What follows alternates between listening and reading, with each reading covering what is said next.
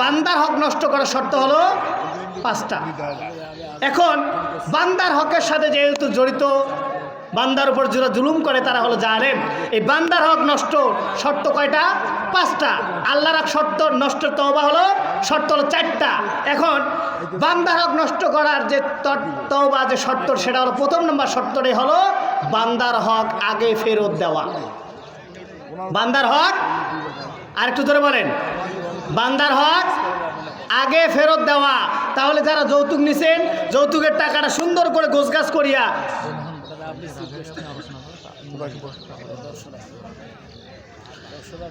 তাহলে শ্বশুরের উপর যারা জুলুম করে টাকা নিয়েছেন, যৌতুক নিয়েছেন, এটা ফেরত আগে দিতে হবে। তাহলে যে টাকাগুলো নিছেন, গাড়িটা নিছেন, সোনা গয়না নিছেন, সুন্দর করে ধুয়ে মুছে টাকাগুলো প্যাকেট করে শ্বশুরের হাতে তুলে দেন, যে শ্বশুর আব্বা আমি টাকা নিছি, ভুল করছি, এই যে দিয়ে গেলাম, আমাকে ক্ষমা করে দেন।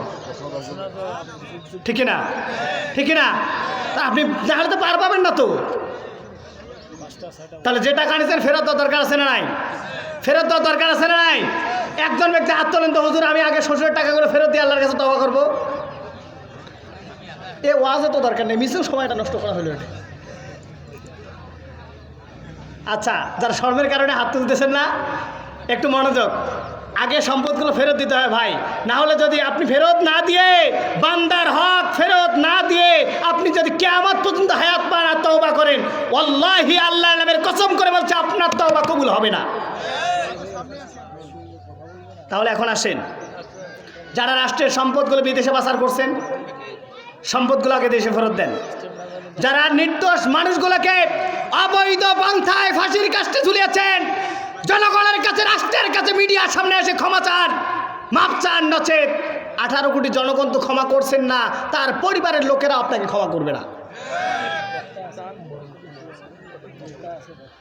সম্মানিত ভাইয়েরা আমার, এরপরে যারা এতিমের সম্পদ আত্মসাৎ করেছেন, সম্পদগুলো তাদেরকে ফেরত দিয়ে দেন। বোনকে ঠকাইছেন, ভাইকে ঠকাইছেন, সম্পদগুলো ফেরত দিয়ে দেন। তারপরে আল্লাহর কাছে তওবা করেন, আল্লাহ ক্ষমা করবে। তারপরে যদি আপনি বান্দার হক ফেরত না দিয়ে তওবা করেন, আপনার তওবা কবুল হবে না। সম্মানিত ভাইরা আমার, এখন আসেন, এরপর 2 নম্বর শর্তটা কি? এই যে আপনি পাপ কাজটা করছেন, এই কাজটা পরিহার করবেন, আর ভবিষ্যতে করবেন না। কেমন করে? আপনার সন্তানের মাধ্যমে করাবেন না, আপনার নাতিপুতির মাধ্যমে, ভাই বোনদের মাধ্যমে করাবেন না। এরপরে কি করবেন? অনুতপ্ত হতে হবে। অন্যায় কাজটা করছেন, এটার জন্য অনুতপ্ত হতে হবে। 4 নম্বর শর্তটা কি? ভবিষ্যতে আর করবেন না, এই ওয়াদা করবেন। 5 নম্বর শর্তটা হলো অন্যায় কাজ হয়েছে, পাপ কাজ হয়েছে, সঙ্গে সঙ্গে একটা ভালো কাজ করেন, আল্লাহ পাক ওই অন্যায় কাজটা নেকির মাধ্যমে আল্লাহ পাক পরিবর্তন করে দিবে। আর একটু জোরে বলেন।